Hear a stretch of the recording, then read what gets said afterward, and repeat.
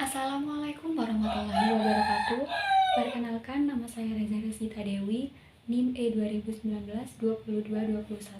Saya dari kelas Ekonomi Syariah 5, Fakultas Ekonomi dan Bisnis Islam UINHAS Jabar. Saya dari kelompok 9 akan mempresentasikan makalah kelompok kami yang berjudul Kebijakan-Kebijakan Pembangunan. Di sini saya sebagai pemateri kedua akan menjelaskan mengenai kebijakan-kebijakan pembangunan. Kebijakan yang pertama yaitu kebijakan moneter di negara berkembang. Kebijakan moneter itu merupakan kebijakan yang diambil oleh pemerintah untuk mempengaruhi penawaran uang dalam masyarakat.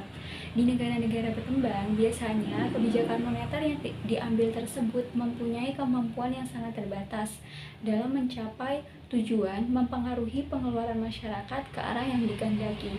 Tugas kebijakan moneter di negara berkembang itu jauh lebih rumit dibandingkan dengan negara maju.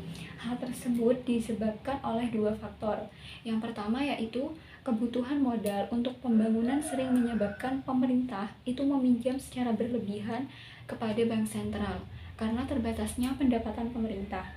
Nah, jika hal ini terus dilakukan, maka pertambahan uang tunai dapat meningkat cepat yang akibatnya dapat menimbulkan kenaikan harga barang dan inflasi.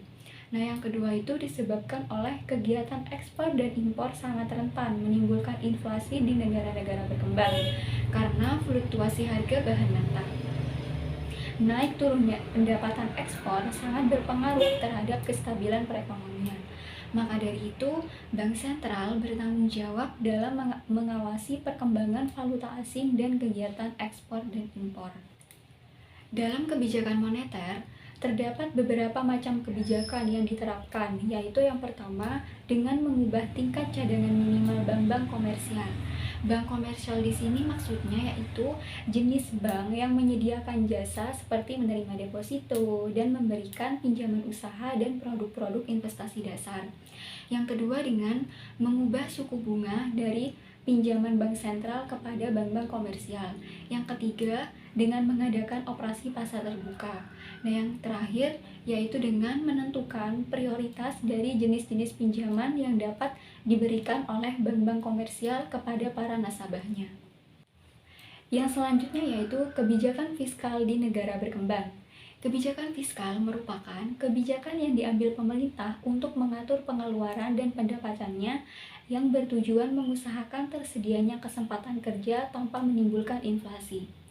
Kebijakan tersebut diambil agar keseluruhan pengeluaran masyarakat dapat digunakan untuk mencapai tingkat produksi yang paling maksimum pada kesempatan kerja.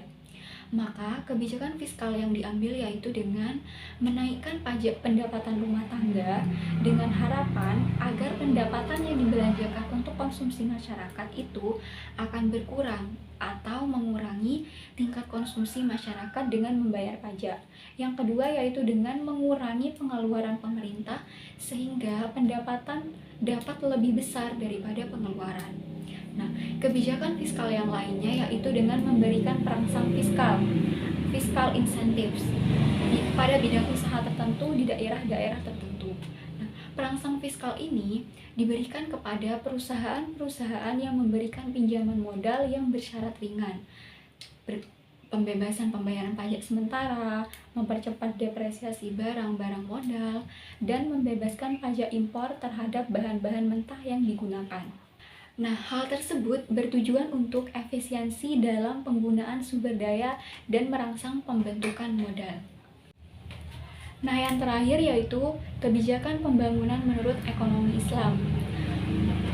Pembangunan ekonomi Islam bukan hanya pembangunan material, tetapi segi spiritual dan moral itu sangat berperan. Pembangunan moral dan spiritual harus terintegrasi dengan pembangunan ekonomi. Muhammad Umar Chapra merupakan salah satu pemikir Muslim yang menaruh perhatian besar terhadap pembangunan ekonomi Islam yang mencoba merumuskan paradigma Islam sebagai alternatif pembangunan ekonomi masa depan. Dalam mengajukan usulan mengenai tindakan kebijakan pembangunan ekonomi, Muhammad Umar Chapra menitik beratkan pada yang pertama pembangunan sumber daya manusia, yang kedua dengan pemerataan kekayaan, yang ketiga dengan restrukturisasi ekonomi, Yang keempat, dengan restrukturisasi finansial serta perencanaan kebijakan yang strategis. Adapun perencanaan kebijakan yang strategis, pembangunannya itu meliputi mekanisme filter moral, motivasi yang benar, restrukturisasi sosioekonomi dan keuangan, serta peran negara. Sehingga rumusan kebijakan dan strategi pembangunan ekonomi menurut ajaran Islam yang digagas oleh Umar Chapra mengandung cerminan retrospeksi historis dan sangat integratif, serta cukup rasional dan operasional untuk diterapkan. Demikian yang dapat saya jelaskan mengenai kebijakan-kebijakan pembangunan. Mohon maaf apabila ada salah kata dan kekurangannya. Wabillahi taufik wal hidayah. Wassalamualaikum warahmatullahi wabarakatuh.